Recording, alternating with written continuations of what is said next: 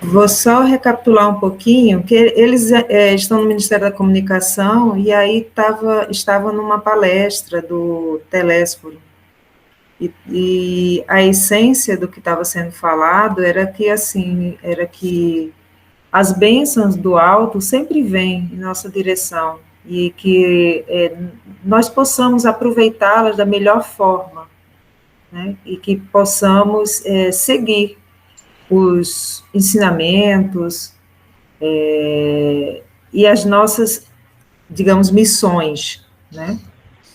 E aí termina a palestra, o André Luiz continua conversando. E durante essa palestra, logo que encerra, ele tem duas senhoras que vão pedir ajuda para ao Telésforo e ao Niceto para ajudar uma outra pessoa, que seria o Otávio. E aí eles falam que ainda não era aquele momento, né, delas, elas precisavam ainda ter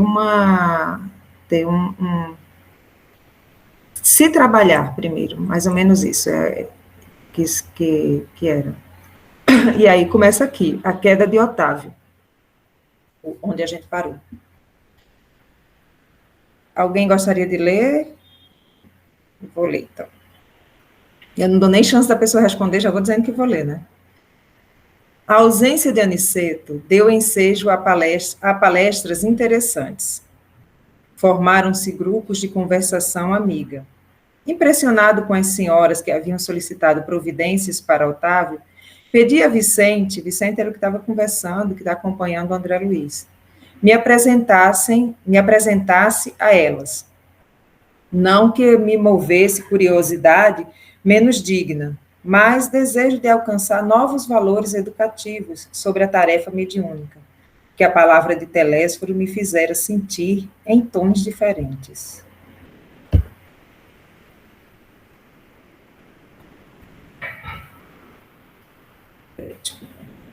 O amigo atendeu de boa mente. Em breves momentos, não me achava tão só à frente das irmãs Isaura e Isabel, mas do próprio Otávio, um pálido senhor que aparentava 40 anos.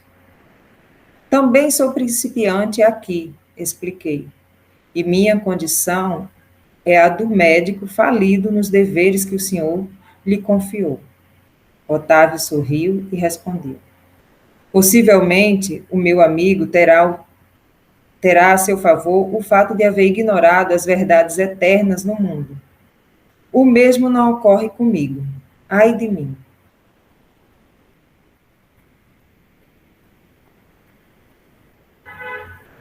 Não desconhecia o roteiro certo que o pai me designava para as lutas na terra.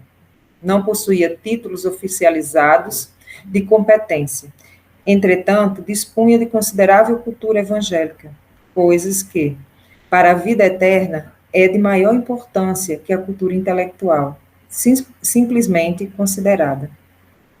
Tive amigos generosos do plano superior, que se fizeram visíveis aos meus olhos. Recebi mensagens repletas de amor e sabedoria, e, no entanto, caí mesmo assim, obedecendo à imprevidência e à vaidade. As observações de Otávio impressionavam-me vivamente, quando no mundo eu não tivera contato especial com as escolas espíritas, e experimentava certa dificuldade para compreender tudo quanto ele desejava dizer. Ignorava a extensão das responsabilidades mediúnicas, respondi. As tarefas espirituais tornou o interlocutor algo acabrunhado.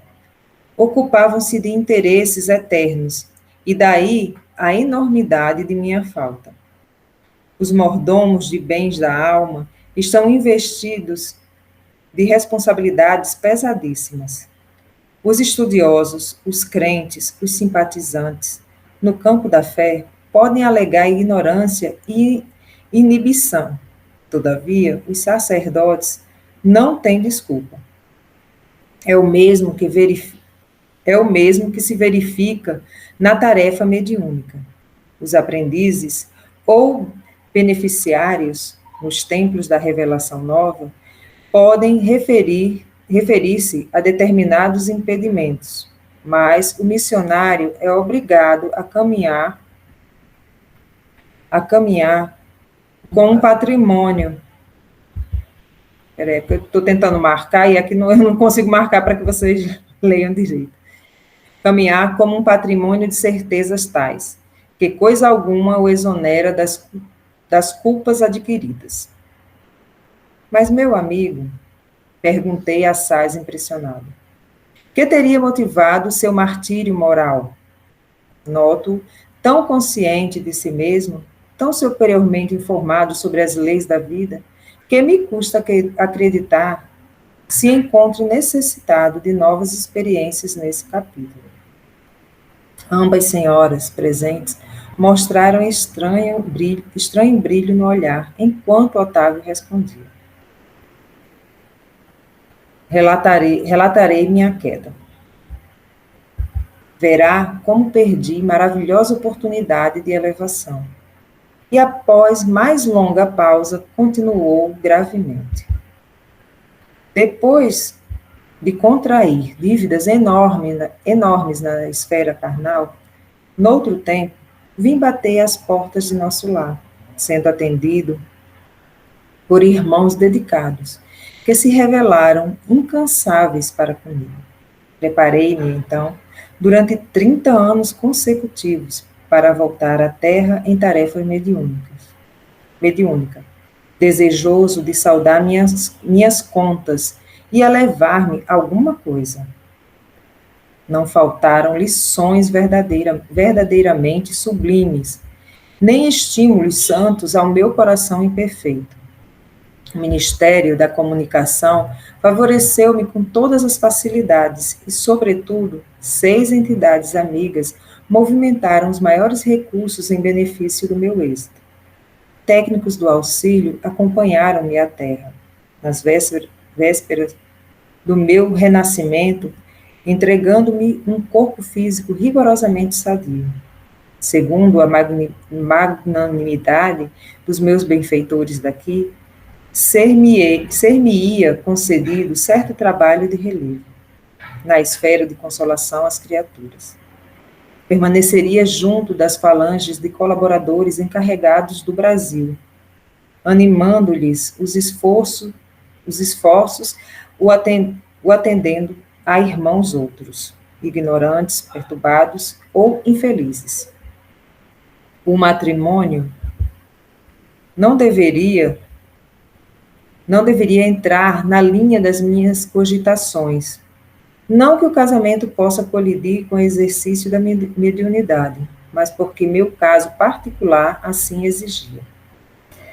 Nada obstante, solteiro, deveria receber, aos 20 anos, os 6 amigos que muito trabalharam por mim, em nosso lar, os quais chegariam ao meu círculo como órfãos. Meu débito para com essas entidades tornou-se muito grande, e a providência não só constituiria agradável resgate para mim, como também garantiria de triunfo pelo serviço de assistência a elas, o que me preservaria o coração de leviandades e vacilações, porquanto o ganha-pão laborioso me compeliria a não ascender a sugestões inferiores no domínio do sexo e das ambições incontidas. Ficou também assentado que minhas atividades novas começariam com muito sacrifício, para que o possível carinho de outrem não amolecesse minha fibra de realização, e para que não escravizasse minha tarefa às situações caprichosas do mundo, distantes dos desígnios de Jesus e, sobretudo, para que fosse mantida a impessoalidade do serviço. Mais tarde, não com o correr dos anos de edificação, me enviariam de nosso lar socorros materiais, cada vez maiores, e à medida que fosse testemunhado renúncia de mim mesmo, desprendimento das posses efêmeras, desinteresse pela remuneração dos sentidos, de maneira a intensificar progressivamente a semeadura de amor confinada às minhas mãos. Tudo combinado, voltei, não só prometendo fidelidade aos meus instrutores, como também hipotecando a certeza do meu devotamento às 6 entidades amigas, a quem muito devo até agora. Otávio, nesse momento, fez uma pausa mais longa e suspirou profundamente e prosseguiu. Mas, ai de mim, que eu olvidei todos os compromissos.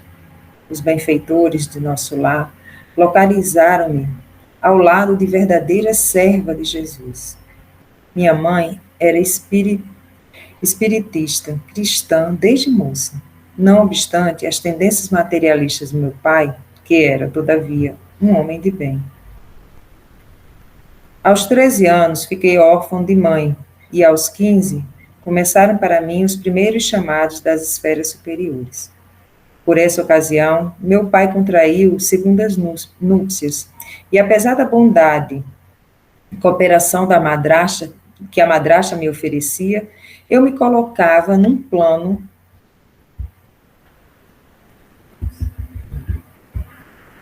de falsa superioridade a respeito dela. Em vão, minha genitora endereçou do invisível apelos sagrados ao meu coração. Eu vivia revoltado, entre queixas e lamentações descabidas. Meus parentes conduziram-me a um grupo espiritista de excelente orientação evangélica, onde minhas faculdades poderiam ser postas a serviço dos necessitados e sofredores. Entretanto, faltavam-me qualidades de trabalhador e companheiro fiel. Minha negação em matéria de confiança nos orientadores espirituais e acentuado pendor para a crítica dos atos alheios compeliam-me a desagradável estacionamento. Os beneméritos amigos do invisível estimulavam-me ao serviço, mas eu duvidava deles com a minha vaidade doentia. E como prosseguissem os apelos sagrados, por mim interpretados como alucinações, procurei um médico que me aconselhou experiências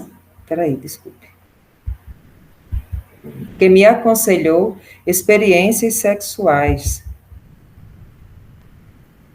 Completara, então, 19 anos e entreguei-me desenfreado ao abuso de faculdades sublimes. Desejava conciliar a força, o prazer delituoso e o dever espiritual, aliando-me cada vez mais dos ensinos evangélicos que os amigos da esfera superior nos ministravam. Tinha um pouco mais de 20 anos quando meu pai foi arrebatado pela morte.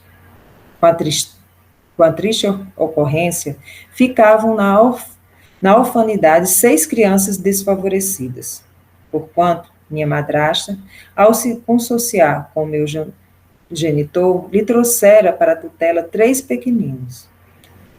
Em vão implorou-me socorro a pobre viúva. Nunca me dignei a aceitar os encargos redentores que me estavam destinados. Após 2 anos de segunda viuvez, minha desaventurada madrasta foi recolhida a um leprosário. Afastei-me, então, dos pequenos órfãos, tomado de horror. Abandonei-os definitivamente, sem refletir que lançava meus credores generosos de nosso lar a destino incerto. Em seguida, dando largas à ociosidade, cometi a ação menos digna e fui obrigada a casar-me pela violência. Mesmo assim, porém, persisti os chamados do invisível, revelando-me a inesgotável misericórdia do Altíssimo. Contudo, à medida que olvidava meus deveres, toda tentativa de realização espiritual figurava-se-me mais difícil. E continuou a tragédia que inventei para o meu próprio tormento. A esposa a que me ligara, tão somente por apetites inconfessáveis, era criatura muito inferior à minha condição espiritual e atraiu uma entidade monstruosa em ligação com ela para tomar o papel do meu filho. Releguei à rua 6 carinhosas crianças, cuja convivência concorreria decisivamente para minha segurança moral. Mas a companheira e o filho, ao que me pareceu, incumbiram-se da vingança. Atormentaram-me, ambos, até o fim da existência, quando para aqui regressei, mal tendo completado 40 anos, ruído pela sífilis, pelo álcool e pelos desgostos. Sem nada haver feito para o meu futuro eterno, sem construir coisa alguma no terreno do bem. Enxugou os olhos tímidos e concluiu: como vê, realizei todos os meus condenáveis desejos, menos o desejo de Deus. Foi por isso que fali, agravando antigos débitos.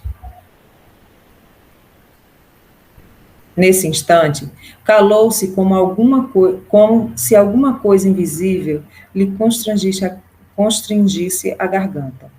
Abracei-o com simpatia fraternal, ansioso de proporcionar-lhe estímulo ao coração. Mas Dona Isaura aproximou-se mais, acariciou-lhe a fonte e falou: não chores, meu filho. Jesus não nos faltam com bênçãos do tempo. Tem calma e coragem. Identificando-lhe o carinho, meditei na bondade divina, que faz ecoar o cântico sublime de amor de mãe, mesmo nas regiões da além-morte.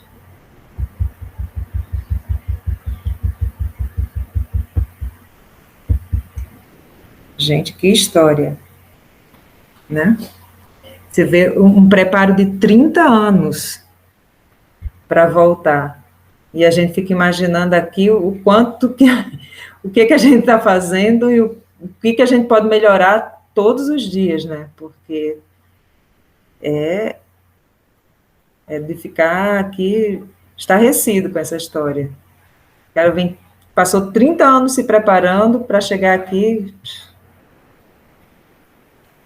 Pois é, eu acho que foi na semana passada, você falou, Sani, sobre a gente estava conversando sobre o desenvolvimento material, tecnológico, né, científico, e que o homem não está, a bondade do homem, a elevação espiritual não está tão grande, né? E eu li outro dia, a gente dá dois passos para frente e volta um para trás, mas a gente está avançando, a humanidade está avançando.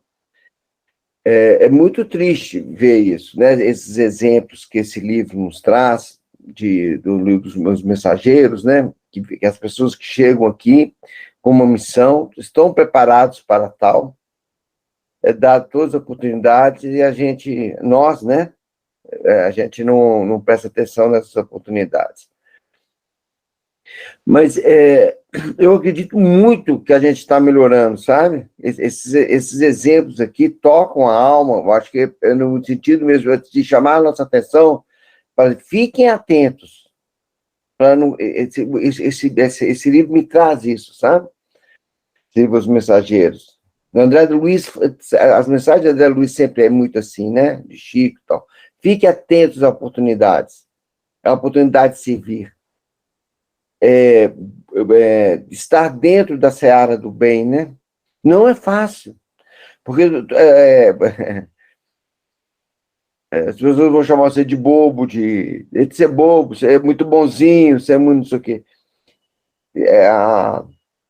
Como tem o bem, tem a energia negativa que te puxa também, né? A preguiça é a maior delas.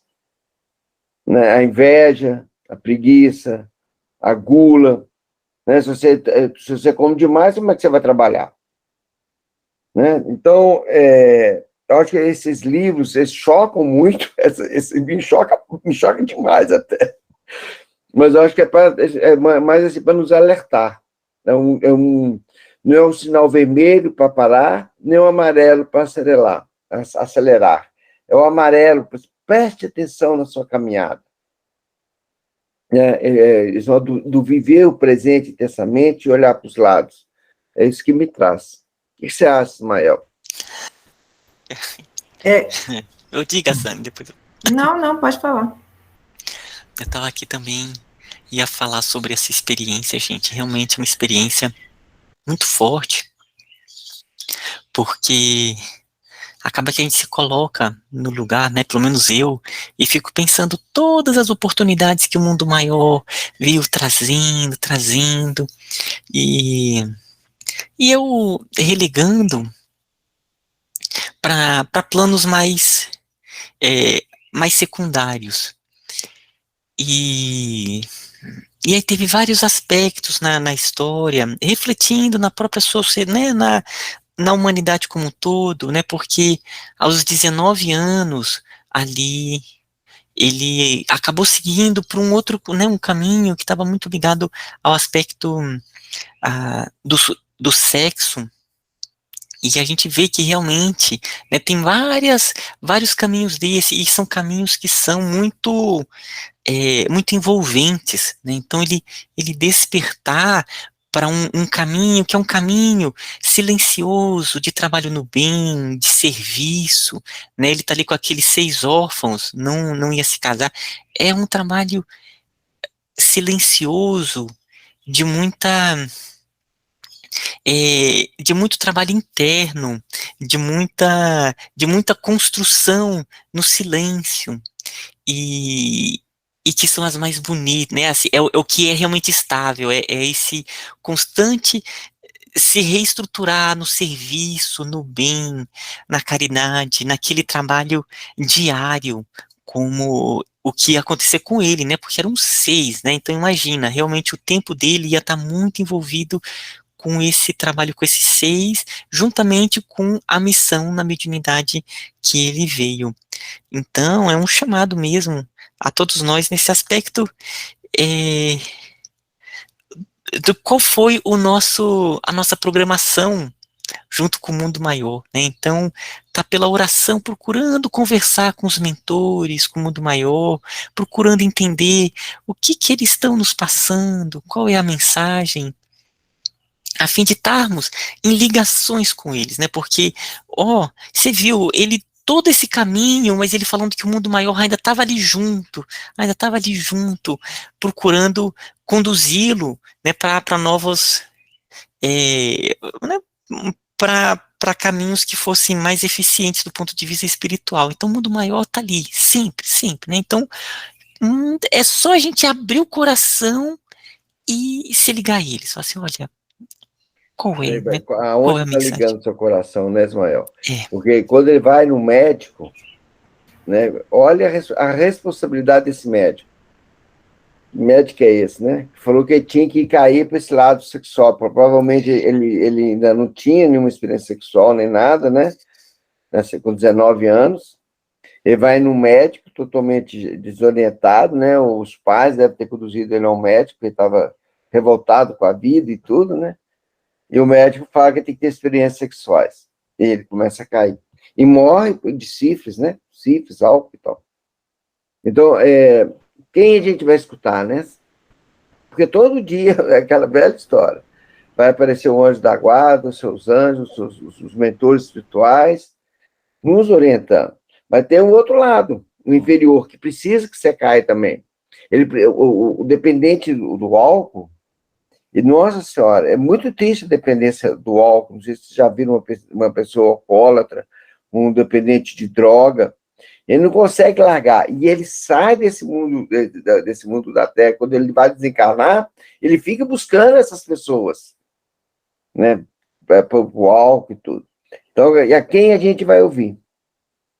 Esses mentores espirituais que estão sempre ao nosso lado, que já nos receberam antes na casa do Pai, no nosso lar, ou a gente vai ouvir esses que estão aí, e com o título de médico, né, que a gente acha que está tudo certo, né, que tem conhecimento e tem tudo.